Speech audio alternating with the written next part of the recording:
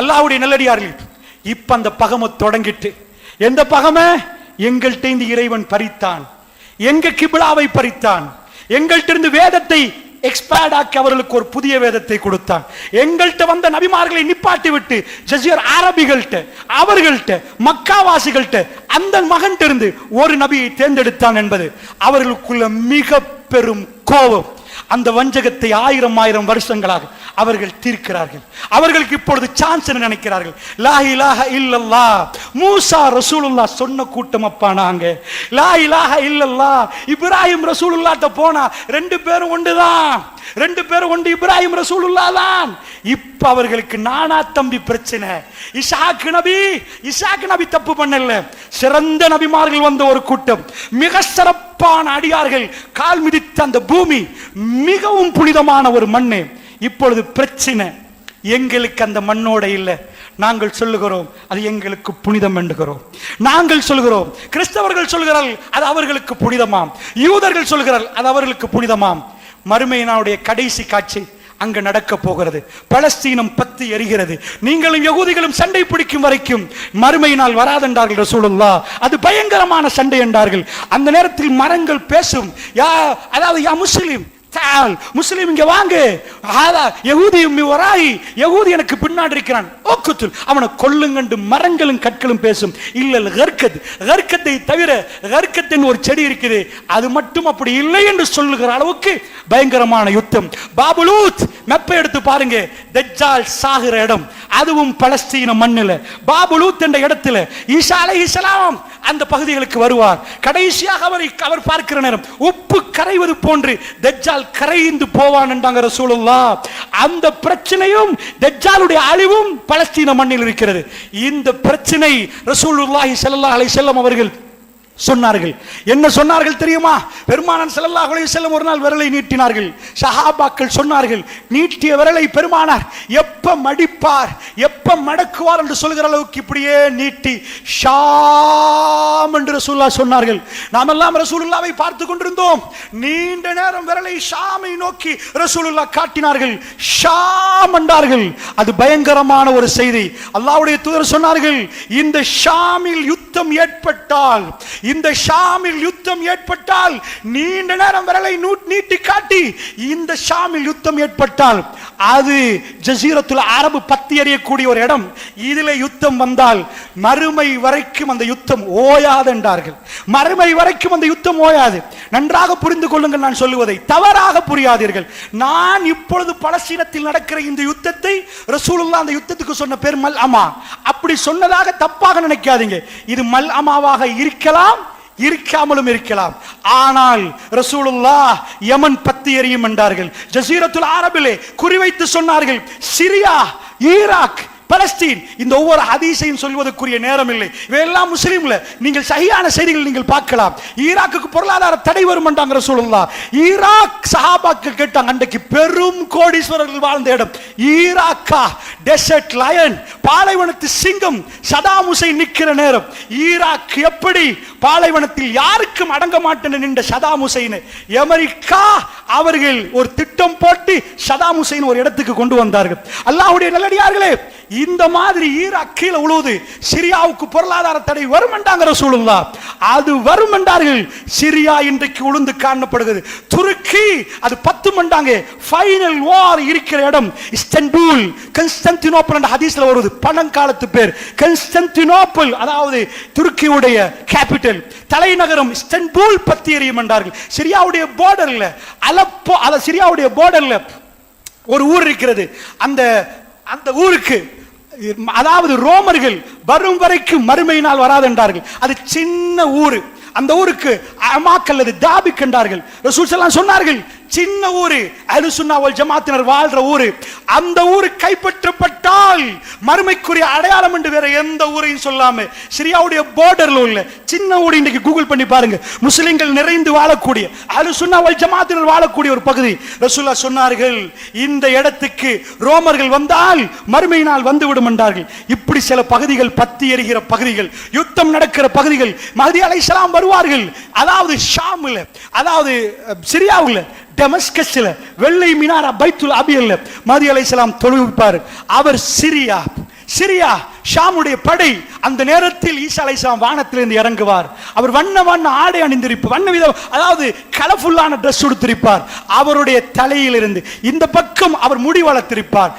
அப்படி இந்த பக்கம் சாய்த்தால் முத்து முத்தாக தண்ணீர் வடியும் அல்லது வேர்வை. அவர் அந்த இடத்தில் இறங்குவார். அது ஃபஜ்ருடைய நேரம். அந்த நேரத்தில் மஹதி அலைஹிஸ்ஸலாம் அந்த பள்ளியில தொழுவிக்க தயாராகிற நேரம். ஈசா அலைஹிஸ்ஸலாம் வந்த உடனே இடத்தை கொடுப்பார். அவர் சொல்லுவார், இல்லை நீங்கள் தொழுவீங்கள், இல்லை உம்மத் உங்களுக்கு பாரம் என்று கொடுக்கப்படுகிறது. உலகத்தின் கடைசி பிரச்சனைகள் அத்தனையுமே ஷாம். ஷாம் என்றா நீங்க பலஸ்தீன் என்று மட்டும் நினைக்காதீங்க. அல்லாஹ்வுடைய சிரியா, அதோடைய துருக்கியுடைய ஒரு பகுதி, இந்த ஜோர்தான், இந்த எல்லாமே ஷாம் பகுதி. ஷாம் பத்தி எரிய தொடங்கி விட்டால் மல்அமாவுக்குரிய செய்தி அதுதான். அல்லாஹ்வுடைய தயவு செய்து தப்பாக புரியாதீர்கள். இப்பொழுது நான் ஷாம், அதாவது மல்அமா தொடங்கி விட்டது என்று அடித்து சொல்ல முடியாது. அறிஞர்கள் சந்தேகப்படுகிறார்கள். வல்லாஹு அலம். அல்லாஹ் ரப்புல் இஸ்ஸத், அவருடைய ஞானம், அவனுக்கு தான் எல்லாம் தெரியும். ரப்புக்கு தெரியும் இது அந்த யுத்தமா அல்லது அதுக்கு முன்னாடி ஏற்படுகிற யுத்தமா. அந்த யுத்தமாக இருந்தால் இது மஹதி அலைஹிஸ்ஸலாம் வரும் வரைக்கும் ஓயாது சகோதரர்களே. இதுக்கு பிறகு ஒவ்வொரு ஊராக பத்தி எரிய ஆரம்பிக்கும். ஜஸீரத்துல் அரப் பத்த போகிறது. இதுதான் அந்த செய்தியுடைய சுருக்கம். இப்பொழுது நாங்கள் வருவோம். அல்லாஹ்வுடைய நல்லடியார்களே, நன்றாக புரிந்து கொள்ளுங்கள். பகைமை ஏன் என்று சொல்லிவிட்டேன், பகைமை ஏன் என்று சொல்லிவிட்டேன். இப்பொழுது அவர்கள் ஒரு விஷயத்துக்கு கடுமையான ஒரு பயம், கடும் பயம் கொண்டிருக்கிறார்கள். என்ன தெரியுமா? நீங்க போய் பிரான்ஸ், G8 கடும் பலமான நாடுகள், உலகத்துள்ள பலசாலிகளை உட்கார வச்சா G10 என்பார்கள், G8 என்பார்கள். பலசாலிகள் சேர்ல உட்கார்ந்தா அவங்க தான் உலகத்தை டிசிஷன் எடுக்கிற ஆட்கள், அவங்க தான் வேர்ல்ட்ல பலசாலிகள். அந்த பலசாலிகள் தன்னுடைய பலத்தை நிரூபித்த ஒரு விதம் இருக்குது. அமெரிக்கா தான் உலகத்துல ராஜான்னு சொல்ற நேரம், நான் சொல்றதை கேட்கணும் என்று சொல்ற நேரம், வேர்ல்ட் வார் நடக்குது. அந்த நேரத்தில் ஜப்பான் சொன்னா கட்டுப்பட மாட்டேன், நீ சொல்றதுக்கெல்லாம் கட்டுப்படலாது, நீ அப்படிப்பா ராஜாவுவன். உலகத்தில் ஒரு வல்லரசு, அதாவது ஒரு தலைவன் வர்ற நேரம் அவன் சில வேளை அராஜகத்தில் வருவான், அராஜகத்தில் வருவான். அமெரிக்கர்கள் இந்த உலகத்தில் தலைவர்களாக வர்ற நேரம் ஜப்பானுக்கு வார்னிங் கொடுத்தார்கள், நீங்க வேர்ல்ட் வார் நடக்குது, நிப்பாட்டணும் என்றார்கள். இதுக்கு அடங்கணும். ஜப்பானியர்கள் சொன்னால் நான் அடங்க மாட்டோம் என்றார்கள், அடங்க மாட்டோம் என்றார்கள். அமெரிக்கா வார்னிங் கொடுத்துச்சு, அணுகுண்ட போடுவோம் என்றார்கள். போட்டு பாருண்டது ஜப்பான். சொல்லி அடுத்த நிமிஷம் ஹிரோஷிமா, மிக பெரும் பொருளாதார வர்த்தக மையங்கள் ஜப்பானுடைய நாகசாக்கி, அணுகுண்டை வீசினார்கள். கீழே போடவில்லை, அணுகுண்டை கீழே போடல, நடுப்பரப்பில் வெடிக்க விட்டால், வெடிக்க விட்டால் 75 வருஷம், ஒரு வருஷம் 2 வருஷம் இல்ல, ஹிரோஷிமா எரிந்தது. அணுகுண்டின் விஷத்தை பார்த்தது. 75 வருஷத்துக்கு பிள்ளைகள் முடமாக பிறப்பார்கள் என்று விஞ்ஞானிகள் சொன்னார்கள். அடுத்த பிளாஸ்ட் நாகசாக்கி, ஜப்பான் சரணடைந்தது. அமெரிக்காவிடம் மன்னிப்பு கேட்டது, நிறுத்துங்கள், வேர்ல்ட் வார் நிப்பாட்டப்படும் என்றது. அமெரிக்கா உலகத்தின் தலைவனாக தேர்ந்தெடுக்கப்பட்ட விதம் அது. அல்லாஹ்வுடைய நல்லடியார்கள், அமெரிக்கர்கள் அடங்க மாட்டோம் என்று சொன்னவர்கள், தங்கள் கையிலே வீட்டோ வைத்தவர்கள், அணுகுண்டை போட்டு தொலைச்சிருவோம் என்று சொல்லி உலகத்தை பயம் காட்டின நேரம் இன்றைக்கும் சைனா வர பார்க்கிறது. அமெரிக்கா இன்னொரு பக்கத்தில் தனக்கென்று ஒரு நாடு செட்ட வைத்து அமெரிக்கா இந்த பலத்தை காட்டுகிற நேரம் அவர்கள் ஒன்றுக்கு பயம் தெரியுமா? ஒரு பொம்புல தலையில ஒரு, அதாவது ஸ்கார்ஃப், ஹிஜாப் என்று சொல்ல முடியாது, ஒரு பேச்சுக்கு அவர்கள் ஹிஜாப் என்று சொன்னாலும், ஹிஜாப் என்றால் திரை முழுக்க மறைக்கக்கூடியது என்றாலும் நான் ஒரு பேச்சுக்கு சொல்கிறேன், ஒரு பொம்புளை யூரோப்ல வெஸ்டர்ன் வேர்ல்ட்ல தலையை மறைத்து போனால் பிரான்ஸ் அதிபர் வரைக்கும் அது ரேடியோ, அதாவது பேப்பர்ல வர்ற செய்தியா? அட பாவிகளா, ஒத்த நிர்வாணமா போனா அதே எல்லா நாடு எழுதப்படாத சட்டமா வச்சிருக்கிறாங்க. நிர்வாணமா போனா போலீசார் கைது பண்ணுவான். நீ அப்படிப்பா நிர்வாணமா போவ? உடுத்துட்டு போறதுக்கு எங்கேயும் சட்டம் போடல. நான் முழு கை போடுவேன், ஆஃப் கை போடுவேன், இப்படியும் போடுவேன். நிர்வாணம் இல்ல, ஒரு பீஸையாவது உடுத்து நான் நிர்வாணம் இல்லைன்னு நிரூபிக்கணும். உலகத்தில் ஒரு சில பகுதிகள் நிர்வாணத்துக்குரிய பகுதிகள் என்று அடையாளம் காட்டப்பட்டிருக்கு, அங்க ஏழும். அதை தவிர மத்த எங்கேயும் நிர்வாணமா போனால் அது குற்றம். ஆனா மறைக்கிறதுக்கு எத்தனை மீட்டர் இருக்குதோ அத்தனை மீட்டர்ல மறைக்கலாம். எனக்கு தேவைன்னா இதெல்லாம் மறைச்சு 2 கண்ணை மட்டும் காட்டி முழுக்க மறைச்சு உடுக்கலாம். இப்படி உடுக்கலாம். எப்படி உடுக்கலாம்? பிரான்ஸ்ல எவ்வளவோ பிரச்சனை இருக்குது. இவ்வளவு பிரச்சனைக்கு மத்தியில ஒரு பொம்பளை தலையை மறைச்சா உனக்கு என்னடா பிரச்சனை? நாட்டில் பொருளாதார பிரச்சனையா? பைனான்சியல் கிரைஸா? இல்ல ஏதாவது உனக்கு விலையடித்தா? படவிக்க இன்ஃபிளேஷனா? என்னையா பிரச்சனை உனக்கு? அந்த பொம்பளை தலை மறைச்சா உனக்கு என்னடா பிரச்சனை? உன் தலையா மறைச்சான், அந்த தலையை மறைச்சா உனக்கு என்ன பிரச்சனை? பயந்திருக்கிறார்கள். இதை நல்லாக படித்துக் கொள்ளுங்கள். நீங்கள் பாடசாலையில் போய் படிச்சீங்க, வரலாறை உங்களுக்கு படித்து தந்தார்கள். அங்க உலகத்தில் உள்ள மிக புரட்சியான வரலாறை திட்டமிட்டு மறைத்தார்கள். திட்டமிட்டு. எந்த வரலாறு? டார்க் ஏஜஸ் என்று ஐரோப் அதை மறைத்தது, வெஸ்டர்ன் அதை மறைத்தார்கள். கருப்பு நாட்கள், கருப்பு ஆண்டுகள் என்று மறைத்தார்கள். அதாவது 570 பெருமானார் பிறந்ததில் இருந்து மெல்ல மெல்ல அரபு வரலாறை அவர்கள் பேச மாட்டார்கள். அரபியர்கள் எழுந்தார்கள். உலகத்தை ரோமபுரி கீழே விழுந்தது, பாரசீகம் கீழே விழுந்தது. ஒட்டுமொத்த அதாவது உலகத்தின் பெரும் பகுதிக்கு அரபிய தீப கற்பத்தில் மதீனா தலைநகரமான அந்த வரலாறை படித்து தரமாட்டார்கள். ரோமத்தை பத்தி பேசுவார்கள், சீசர்களை பத்தி பேசுவார்கள், இருக்களை பத்தி பிள்ளைகளுக்கு படிச்சு கொடுப்பாங்க. ஏன் தெரியுமா? அவர்கள் ஒன்றை பயந்தார்கள். ஒன்றை பயந்தார்கள். ஒரு அரையார் தலையை மறைக்கிறதுக்கு பயப்படல, ஒரு பொம்பளை ஹிஜாப் போடுறதுக்கு அவங்க பயப்படல. அவங்க ஒன்றை பயந்தாங்க. என்ன பயந்தாங்க தெரியுமா? முஸ்லீம்கள் குர்ஆனை எடுத்த பிறகு மதீனா மேப், வேர்ல்ட் மேப்ல மதீனாவை பொறுத்தல்ல, நீங்க போய் வேர்ல்ட் மேப் எடுத்து மதீனாவில் ஒரு டொட் வச்சு நீங்க பாருங்க, அது உங்களுக்கு தெரியாது. மதீனா மேப்ல பெரிய ஒரு லொகேஷன்ல இல்ல, அதுல எதுவுமே இல்லை. நான் முன்னாடி சொன்ன மாதிரி அதுல ஒரு போட்டிருக்குதா, கொலம்போ ஸ்ரீலங்காவுடைய கேபிட்டல். ஜெயவர்தனபுரையா கொலம்பான்னு பிரச்சனை போனாலும் ஒரு பேச்சு கொலம்போவை பொறுத்தல்ல, கொலம்புல போட்டிருக்கு, ஆபர் இருக்குது. வந்தா சரக்கு இறங்கும், அங்கேருந்து இலங்கை பூராக போகும். ஏதோ ஒன்று இருந்தாதான் அது தலைநகரமாகும், வர்த்தக நகரமாகும். மதீனாவுல ஒண்ணுமே இல்லை. மதீனாவுடைய பேரிய தெரியும். அதுக்கு ரசூலுல்லாஹ் வர்றாங்க. மதீனத்து நபி, நபியுடைய ஊரு, நபியுடைய ஊர் என்று சொல்லப்பட்டு அது மதீனாவா மாறிச்சு. இன்றைக்கு மதீனாவுடைய பேர். நபி வந்த ஊரு. அந்த இருந்த ஊருக்கு ஒரே ஒரு ஸ்பெஷாலிட்டி, அங்க வர்ற ஈச்சப்பழம் உலகத்திலேயே பெஸ்ட் ஈச்சப்பழமா? அப்படி இல்லை. அவங்க ஏதாவது உரம் கண்டுபிடிச்சிட்டாங்களா? அப்படி எதுவுமே இல்லை. அவங்க ஏதாவது இல்ல. அல்லாஹ்வுக்கு பிடிக்கிற சில மக்கள் அங்க நிக்கிறாங்க. அந்த ஊர்ல நபி அல்லாஹ் அனுப்புறான். அந்த ஊரை தலைநகரமாக்கினான் அல்லாஹ். நான் கேட்கிறேன், கல்முனை 20 வருடத்துல அமெரிக்காவை பீட் பண்ணி தலைநகரம் ஆகுமா? அது எப்படி ஆகும்? அல்லாஹ்வுடைய நல்லடியார்களே, தலைநகரம் ஆகுமா? மதீனா என்ன? நீங்க போய் எழுதி எழுதி எழுதி எனக்கு சொல்லுங்க. சரி, இங்க ஜெர்மன்ல இண்டஸ்ட்ரியல் ரெவல்யூஷன் நடந்துச்சு, ஓகே, சோ ஜெர்மனை பாராட்டுவோம். French revolution okay, Lenin revolution, அது சரிப்பில்லை, நான் பேசல. ஏதோ புரட்சிகள் நடந்துச்சு. மதீனாவுல என்ன கண்டுபிடிச்சாங்க? ஆயுதமா? ஏதாவது ஒன்று கண்டுபிடிச்சாங்களா? இல்ல.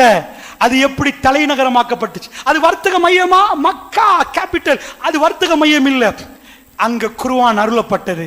அந்த குர்ஆனோட வந்தவர்கள் ஷாம், சிரியா பார்த்தது, அவர்களை தாக்கும் பிடிக்கல. ஒரு கவிஞர் சொன்னார், ருஹ்பானுன் ஃபில்லை வஃபுர்சானுன் ஃபின்னஹார். இரவிலே அவர்கள் இறைவனோட கொஞ்சம் குழாவுறார்கள், இறைவனோட பேசுறார்கள். பகலிலே அவர்கள் குதிரைக்கு மேல் ஏறினார். அவர்கள் வீரர்கள். உலகத்திலே ரோம பேரரசோட முஸ்லிம்கள் சண்டை பிடிச்சாங்கன்னா நபி வர முன்னாடி அரபிகளுக்கு சண்டை பிடிக்கலாம் தானே? என்ன ரசூலுல்லாஹ் வந்து ஆயுத களஞ்சியங்களை கண்டுபிடிச்சு கொடுத்தாங்களா? இல்லையே. அதே வாழ்த்தானே. எழுத படிக்க தெரியாதவங்க அரபு நாட்டுக்குள்ளே ஆட்சி அமைக்கலே. வல்லரசுகள் எப்படி விழுந்தது? லா இலாஹ இல்லல்லாஹ் முஹம்மது ரசூலுல்லாஹ் என்று போனார்கள். அல்லாஹ் ஊர்களை கையில கொடுத்தார், ஊர்களை தூக்கி கையில கொடுத்தார். 4வது அக்போ இந்த நாட்டு, அதாவது லேಖனாரட்சக டிபார்ட்மெண்ட் தோன்றுவார்கள், அதாவது ஆவண காப்பகம் எழுதி பாதுகாத்து வைத்திருக்கிறார்கள். இங்கிருந்து 4 பேர் போய் ரசூலுல்லாஹ்வை சந்திக்க போனாங்க. கேள்விப்பட்டு ஃபேஸ்புக்லயா வாட்ஸ்அப்லயா ஸ்ரீலங்காவுக்கு முஹம்மது ரசூலுல்லாஹ் கேள்விப்படுவது நான் ஹத்தரவன அக்போ 4வது இந்த நாட்டை எழுதினதை குர்ஆன் ஹதீஸை நான் சொல்லவில்லை. அவர்கள் அங்க போக அதிலே வர்ற டைம்ல மௌத்தாயிட்டார் ஒருவர் இஸ்லாத்தை ஏற்றுக்கொண்டு வந்ததாக அவர்கள் எழுதி வைத்திருக்கிறார்கள். அந்த நேரம் ரசூலுல்லாஹ்வை அவர்களுக்கு சந்திக்க கிடைக்கவில்லை. போகிற நேரம் ரசூலுல்லாஹ் மௌத். அபூபக்கர் சித்திக் ரலியல்லாஹு 2 வருஷம் ஆட்சி முடிஞ்சு உமர் பின் கத்தாப் ரலியல்லாஹு ஆட்சி. அவரை சந்தித்து விட்டு வந்த செய்தி இந்த நாடு எழுதுதென்றால் அல்லாஹ்வுடைய நல்லடியார்களே, ஒரு கூட்டம் இந்த போர்டரை எல்லாம் தாண்டி போதண்டா 1000 வருஷம் பழமையான ரோம பேரரசு. நீங்க போய் கூகுள் பண்ணுங்க, நான் சொல்றதை கேட்காதீங்க. approximately more than 1000 years, 1000 வருடத்துக்கு மேல்மையான பழமையான 1000 வருஷமா சேர்த்த சொத்து, 1000 வருஷமா சேர்த்த பணம் அப்படியே நிக்கிற நேரம், நுபுவத் நபித்துவம் வருகிற நேரம் ஆட்டம் காணுது. முழு சொத்தும் ஃபீ சபீலில்லாஹ், ஃபீ சபீலில்லாஹ். இன்றைக்கு சவுதியுடைய பட்ஜெட்ல அதிகமா மிலிட்டரி, அதிகமா ஒவ்வொரு நாடும் பட்ஜெட் போற டைம்ல எஜுகேஷனுக்கு 10%, இதுக்கு 10%. சவுதி மிலிட்டரிக்கு அதிகமா ஆயுதத்துக்கு தான் போடுது. நான் இதை பார்க்கிற நேரம் ரோம பேரரசு 1000 வருஷமா சேர்த்து வச்ச தங்கம் எல்லாம் ஃபீஸபிலில்லான்னு போச்சு. மஹ்தி அலைஹிஸ்ஸலாம் வர்றதுக்கு சேர்க்கிறாங்களோ தெரியாது. அல்லாஹ்வுடைய நல்லடியார்களே, இந்த மாதிரி உலகத்துல கடும் பயங்கரமான சாம்ராஜ்யங்கள் ரோமம் பாரசீகம் நடுங்கி நின்றது. ஏன்? மக்காவுல இப்ப பிறக்கிறவங்களாம் வித்தியாசமா பிறக்கிறாங்களா? ஈமான். அவர்கள் சிரித்தார்கள். வல்லாஹி யாராவது வாளால் இஸ்லாம் பரவிச்சேண்டா அது சுத்த பொய், சுத்த பொய் அப்படின்னு உங்க கையில எல்லாம் வாள் இருக்கணும். அவர்கள் பிஸ்மில்லான்னு சிரித்தார்கள். அவர்கள் அன்பாக பழகினார்கள். இந்த நாட்டில் நானும் நீங்கள் எப்படி முஸ்லிமா நிக்கிறோம்? சண்டை பிடிச்சா இல்ல, நேர்மை, நியாயம், வர்த்தகத்தின் சிறந்த மனிதர்கள் இந்த பூமிக்கு மேல் நடமாடுகிற மிக சிறந்த மனிதர்கள் முஸ்லிம்கள். அல்லாஹ்வுடைய இல்லையார்களே, அது ஈர்ப்பாக கவரப்பட்டு உலகமெல்லாம் இஸ்லாமிய நாடுகளாக மாறிச்சு. ரசூலுல்லாஹ் ஒரு டொட்ட வச்ச மதீனா, அதை மார்க் பண்ணினா வேர்ல்டுல 23 ஆண்டுகள் 30 ஆண்டுகள் கழிய லார்ஜ் பெரிய போர்டரா வந்து நிக்குது இஸ்லாமிய சாம்ராஜ்யம். 1924 வரைக்கும் அதுதான் பலமா நின்றுச்சு. ஏன் தெரியுமா? அமெரிக்கர்கள் தலையில ஒரு துண்டை போட்டதுக்கு இவ்வளவு பிரச்சனை. முஸ்லிம்கள் திரும்ப குர்ஆனுக்கு போனா எங்க ஆயுதம், எங்க டெக்னாலஜி, எங்க அறிவு அதெல்லாம் கீழே அவங்களை திரும்ப உலகத்தில் ஆளுவாங்க. அவங்க ஃபார்முலா, அவர்கள் படித்த ஃபார்முலா அத்தனையும் ஃபெயிலியர், அத்தனையும் ஃபெயிலியர். முஸ்லிம்கள் குர்ஆனோட நின்றா, ஸ்பெஷலி லேடீஸ், அவர்கள் தங்களை மறைக்க தொடங்கினால் பிள்ளைகளை குர்ஆனோட வளர்ப்பார்கள். வளர்த்தால் முஸ்லிம்கள் இந்த வஹி 7 வானத்துக்கு மேல் கலாமுல்லாஹ் அல்லாஹ்வுடைய அந்த பேச்சோடு முஸ்லிம்கள் இரண்டரை கலந்து விட்டால் இவர்கள் தான் உலகத்தை ஆளுவார்கள் என்ற செய்தி முஸ்லிம்களை விட அவர்களுக்கு தெரியும். ஒரு துண்டு படவைக்கு அவர்கள் பயப்படவில்லை. இந்த ஃபேமிலிஸ் உருவாகும் என்பதற்கு அவர்கள் பயந்தார். அமெரிக்கா இறங்குகிறார்கள், முஸ்லிம் எழும்ப கூடாது. ஏனென்றால் திரும்ப உலகத்தை அவ ஏதாவது ஒன்றுல வச்சு ஆட்சி பண்ண அமெரிக்கா அணுகுண்ட வச்சு உலகத்துக்கு தலைவனானா. மதீனா எதை வச்சு தலைவனானா? எதை வச்சு தலைவனாச்சு? நீங்க சொல்லுங்க, உங்க புள்ளட்ட கேளுங்க. மதீனா உலகத்துக்கு தலைவரா, அதாவது உலகத்துக்கு தலைநகரமாக்கப்படுவதற்கு ஒரே ஒரு குவாலிஃபிகேஷன், முஹம்மது ரசூலுல்லாஹ். ரசூலுல்லாஹ் அந்த மண்ணை மிதித்தது, இது என் மஸ்ஜித் என்று சொன்னது. இன்றைக்கு நானும் நீங்களும் ரசூலுல்லாஹ் மஸ்ஜிதில் போய் தொழ வேணும் என்று நினைக்கிறோம். தொழுது விட்டு வருகிறோம். அல்லாஹ்வுடைய நல்லடியார்களே, வேர்ல்டுடைய மேப்பே மாறுது, வேர்ல்டுடைய சிவிலைசேஷன் எல்லாம் மாறுது. சிரிக்கிற விதம், அழுகிற விதம், பேசுற விதம், தூங்குற நேரம் அத்தனையும் மாறிய உலகத்தின் என் பார்வையில் ஜெர்மன் ரெவல்யூஷனை கொண்டு வந்து ஒருவர் வைத்தார். இல்லை அப்பா, உலகத்துள்ள ஆகப்பெரிய ரெவல்யூஷன் முஹம்மது ரசூலுல்லாஹ் ஸல்லல்லாஹு அலைஹி வஸல்லம் அவரோட அல்லாஹ் உருவாக்கிய இந்த கலாமுல்லாஹ் வேதத்தை கொண்டு வந்து வைத்தது. இதுக்கு அவர்கள் பயம். இப்ப உங்களுக்கு புரியுதா? இதுக்கு அவர்கள் பயம். நீங்க தாடி வைக்கிறது அவங்க பயம், தாடி வைக்கிறதுக்கு அவர்கள் பயம். முஸ்லிம்கள் தலையை மறைப்பதற்கு பெண்கள், அவர்கள் ஹிஜாபுக்கு பயம். இப்படி ஒரு துண்டு புடவைக்கு பயமா? இல்லை. முஸ்லிம்கள் குர்ஆனோடு உட்கார்ந்து அழுதார்கள் என்றால் ரப்பு வானத்தை திறப்பான் என்று அவர்களுக்கு தெரியும். இந்த பூமி அவர்களை தாங்கும் என்று தெரியும். இந்த உலகத்தில் நடந்த மிக அற்புதமான புரட்சி, எழுத தெரியாதவர்கள், படிக்க தெரியாதவர்கள், பல்கலைக்கழகம் போகாதவர்கள், எந்த டெக்னாலஜியும் தெரியாதவர்கள் கையில் இந்த பூமி கொடுக்கப்பட்டது. இந்த உலகம் மிகவும் சிரித்துக் கொண்டிருந்தது. உமர் பின் கத்தாபுடைய ஆட்சி மகாத்மா காந்தி போய் பேசுகிற அளவுக்கு உலக வரலாறில், அதாவது ஒரு பொருளை பாலிட்டிக் லீடரை பொறுத்தல்ல, அவர் உலக வரலாறு உள்ள பெரிய பெரிய பாலிடிக்ஸ் லீடரை பத்தி தான் படிப்பாங்க.